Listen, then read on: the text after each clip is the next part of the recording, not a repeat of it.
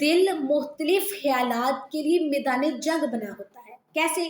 جیسے اس میں شیطان اور فرشتوں کی جنگ جاری ہوتی ہے. شیطان دنیاوی لذتوں کو بڑھا چڑھا کر پیش کرتا ہے اور یہ فیل کرواتا ہے کہ یہ بہت اچھی چیز ہے، اس میں بہت مزہ آئے گا. ٹھیک ہے کہ دیکھ لوگ کتنے مزے میں ہیں، عیش اور مستیوں میں مگن ہیں، اور تم خواہ عبادت کی مشقتوں میں خود کو ہلکان کر رہے ہو. اور فرشتہ یاد دلاتا ہے کہ ہر جان کو موت کا مزہ چکھنا ہے.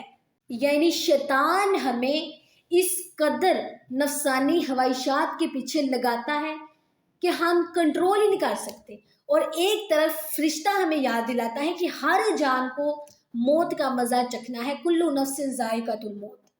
ان تینوں حالتوں میں سے کسی کو بھی اختیار کرنا اللہ تعالیٰ نے اپنے اختیار میں نہیں، اللہ تعالیٰ نے بندے کے اختیار میں دیا ہے.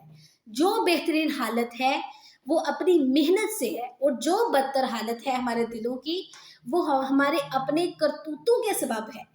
کامل مسلمان کی خواہش یقیناً یہی ہوتی ہے کہ اپنے دل کو بہترین حالت میں رکھے.